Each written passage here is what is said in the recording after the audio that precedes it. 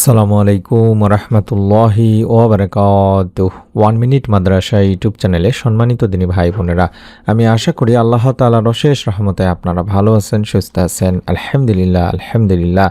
আজ হচ্ছে পহেলা মহররম। ফজরের ফরজ নামাজের পরে মাত্র 1টা মিনিট সময় দেবেন দিনী ভাই বোনেরা, এবং 11 বার একটি ছোট্ট দোয়া পড়বেন, মন থেকে নিয়ত করে পড়বেন। রব্বুল আলামিন চাহে তো সকালের মধ্যেই আপনি আপনার কল্পনার বাইরে থেকে, চিন্তার বাইরে থেকে, যেখান থেকে সুসংবাদ আসার চিন্তাও করেননি, সেখান থেকে রব্বুল আলামিন চাহে তো সুসংবাদ দান করবেন, মনের নেক আশা পূরণের সুসংবাদ দেবেন।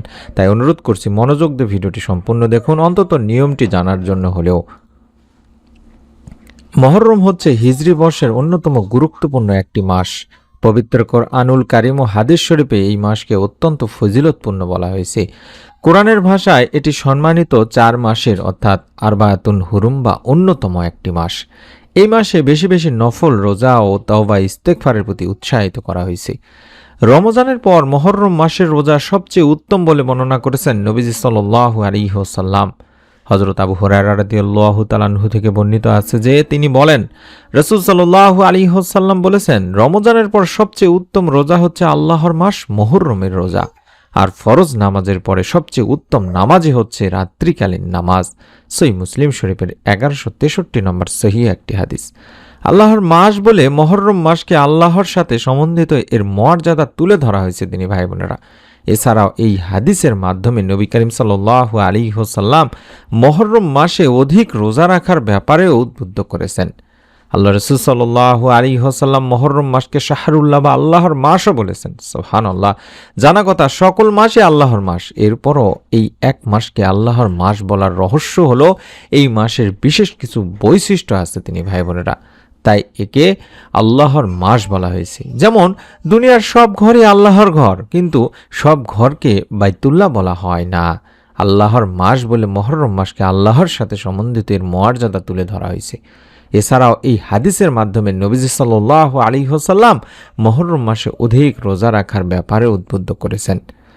তাই আমরা অনুরোধ করব আপনাদেরকে, আপনারা মহররম মাসে আশুরার রোজা রাখবেন, নিয়ত করুন। কবে আশুরা, কিভাবে রোজা রাখবেন, আমরা প্রতিদিন ভিডিও দেব ইনশাল্লাহ, এবং আপনারাও জানতে পারবেন কবে রোজা রাখতে হবে, রোজা রেখে কি আমল করলে আল্লাহ তাআলা বান্দার মনে নেক আশা পূরণ করবেন, আপনার মনে নেক আশা পূরণ হয়ে যাবে ইনশাল্লাহ। সেই ভিডিওগুলো পাওয়ার জন্য হলেও আপনাদের কাছে অনুরোধ করছি, এখনই এই ভিডিওটির নিচে এইরকম একটি সাবস্ক্রাইব লেখা বাটন আছে, এটার উপরে একবার চাপ দিয়ে রাখবেন। এতে আপনি আমাদের ভিডিওগুলো অন্যান্য ভিডিও দেখার সময় আজকের মতো দেখতে পাবেন ইনশাল্লাহ।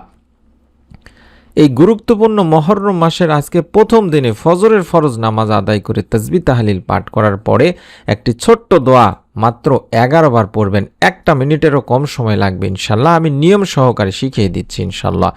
বলা হয়েছে, নামাজ কায়েম করো সূর্য ঢলে পড়ার পর থেকে রাতের অন্ধকার পর্যন্ত, এবং কায়েম করো ফজরের নামাজ। নিশ্চয়ই অবশ্যই ফজরের নামাজ উপস্থিতির সময়। সূরা বনী ইসরাইলের আয়াত 78 নম্বরে বলা হয়েছে তিনি ভাই বোনেরা। আবার বলা হয়েছে, নামাজের মধ্যে যেমন ফজরের রয়েছে বিশেষ গুরুত্ব, তেমনি সময়ের মধ্যেও ফজরের সময়ের রয়েছে বিশেষ গুরুত্ব। তাই তো পবিত্র কোরআনুল কারীমে আল্লাহ তাআলা ফজর নামে একটি সূরা নাজিল করেছেন। সুবহানাল্লাহ। আর ওই সূরার শুরুতে মহান রব আল্লাহ তাআলা ইরশাদ করেছেন, শপথ ফজরের। সূরা ফজর প্রথম আয়াত। হাদিসে ফজরের নামাজের বিশেষ তাগিদ রয়েছে তিনি ভাই বোনেরা। জুনবুদ ইবনে আব্দুল্লাহ রাদিয়াল্লাহু তাআলা আনহু থেকে বর্ণিত মহানবী সাল্লাল্লাহু আলাইহি ওয়াসাল্লাম ইরশাদ করেছেন, যে ব্যক্তি ফজরের নামাজ পড়বে সে আল্লাহর জিম্মায় থাকবে। সহিহ মুসলিম শরীফের 657 নম্বর সহিহ একটি হাদিস। সুবহানাল্লাহ। এই গুরুত্বপূর্ণ ফজরের ফরজ নামাজ আদায় করার পরে আমরা তাসবিহ তাহলিল পাঠ করব। বিশ্বনবী সাল্লাল্লাহু আলাইহি ওয়াসাল্লাম যেগুলো পাঠ করতেন, তারপরে আমরা নিয়ম মেনে এই দোয়াটিও পাঠ করব। আমরা জানি ফজরের নামাজের সময় ফেরেশতারা পালাবদল করে থাকেন।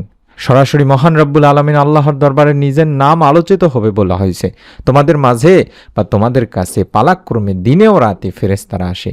তারা ফজর ও আসরের সময় একত্রিত হয়। যারা রাতের কর্তব্যে নিয়োজিত ছিল তারা উপরে উঠে যায়, আল্লাহ তাআলা তো সব জানেন। তবুও ফেরেশতাদেরকে তিনি জিজ্ঞাসা করেন, আমার বান্দাদেরকে কেমন রেখে এলে? ফেরেশতারা তখন বলেন, আমরা তাদেরকে সালাতরত, নামাজরত রেখে এসেছি। যখন গিয়েছিলাম তখনও তারা নামাজরতই ছিল। বুখারী শরীফের একটি হাদিস দিনী ভাই বোনেরা। তাই এই সময়টিতে, এই দুইটি সময়টিতে, বিশেষ করে আসর ও ফজরের সময় দুইটিতে অত্যন্ত গুরুত্বপূর্ণ মনে করে আমল করতে হয় দিনী ভাই বোনেরা। কারণ এই দুই সময়ের দোয়া আল্লাহ তাআলা বেশি কবুল করে থাকেন। আমরা এই দুই সময়ে বেশি বেশি আমলের ভিডিও দিয়ে থাকি। আপনারা ফজর ও আসরের নামাজের পরে আমলের ভিডিওগুলো আমাদের দেখে আমলগুলো করার চেষ্টা করবেন। রব্বুল আলামিন ইনশাআল্লাহ আপনার মনে নেক আশাও পূরণ করবেন। মানুষের সবচেয়ে প্রিয় বন্ধু অভিভাবক হলেন মহান রব আল্লাহ তাআলা। এই বিশ্বাস মনের মধ্যে রাখবেন। তাকে তার ইসমে আজমে ডাকলে তিনি বান্দার সেই ডাকে সাড়া দেন। সুবহানাল্লাহ, সুবহান। বান্দা যদি তাকে ইসমে আজম সহকারে ডাকার মাধ্যমে তার কাছে কোনো কিছু চায়, তিনি ওই বান্দাকে তা দান করেন। প্রিয় নবী সাল্লাল্লাহু আলাইহি ওয়াসাল্লাম তার প্রিয় উম্মতের জন্য এই সুসংবাদ হাদিসে পাকে উল্লেখ করেন, বান্দা যাতে আল্লাহ তাআলাকে তার ইসমে আজমের মাধ্যমে ডাকে এবং সাহায্য প্রার্থনা করেন।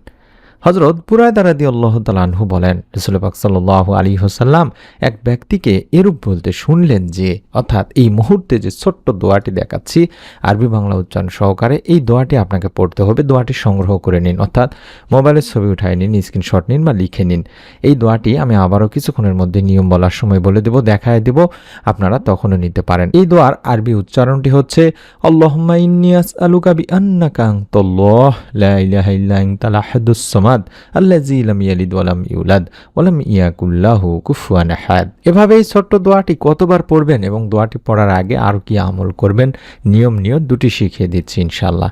আগে এই দোয়াটির অর্থ জেনে নিন। এর অর্থই হচ্ছে, হে আল্লাহ, আমি তোমার কাছে প্রার্থনা করি এবং জানি যে তুমি আল্লাহ, তুমি ব্যতীত কোনো মাবুদ নেই, তুমি এক, অনন্য মুখাপেক্ষীহীন ও অন্যদের নির্ভর স্থল, যিনি জনক নন, জাত নন এবং যার কোনো সমকক্ষ নেই। তখন রাসূল পাক সাল্লাল্লাহু আলাইহি ওয়াসাল্লাম বললেন, সে আল্লাহকে তার ইসমে আজম বা সর্বাধিক বড় সম্মানিত নামের সঙ্গে ডাকলো। অর্থাৎ এই ইসমে আজম দ্বারা যখন কেউ তার নিকট কিছু প্রার্থনা করে, কিছু চায়, তবে তাকে তা দান করেন রব্বুল আলামিন আল্লাহ তাআলা। এবং যার দ্বারা যখন কেউ তাকে ডাকে, তিনি সেই ব্যক্তির, সেই বান্দার ডাকে সাড়া দেন। সুবহানাল্লাহ, সুবহানাল্লাহ। এটি তিরমিজি, আবু দাউদ, মিশকাতের হাদিস দিনী ভাই বোনেরা। ছোট্ট নিয়মটি হলো, যেহেতু মুহররম মাস চলছে, আজ প্রথম মুহররম মাসের ফজরের ফরজ নামাজ আদায় করার পরে প্রথম কাজ হলো অন্তত 11 বার আগে দরুদ শরীফ পড়ে নেওয়া। চাইলে আল্লাহুম্মা সাল্লি আলা মুহাম্মাদ ওয়া আলা আলি মুহাম্মাদ, এই ছোট্ট এতটুকু দরুদটিও পড়তে পারেন। অর্থাৎ আমাদের প্রথম কাজ হবে দরুদের আমল করে নেওয়া দিনী ভাই বোনেরা। অর্থাৎ যেই স্ক্রিনের মধ্যে ছোট্ট দরুদটি দেখাচ্ছি, এটি আপনি পড়তে পারেন, অথবা দরুদে ইব্রাহিম নামাজের বৈঠকে যেটা পড়ি সেটা আপনি 11 বার এভাবে পড়বেন, আল্লাহুম্মা সাল্লি আলা মুহাম্মাদ ওয়া আলা আলি মুহাম্মাদ। তবে তার আগে নিয়ত করে নেবেন। চাইলে এখন এই ভিডিওটিতে একটি করে কমেন্ট করে আমিন লিখেও নিয়ত করে নিতে পারেন।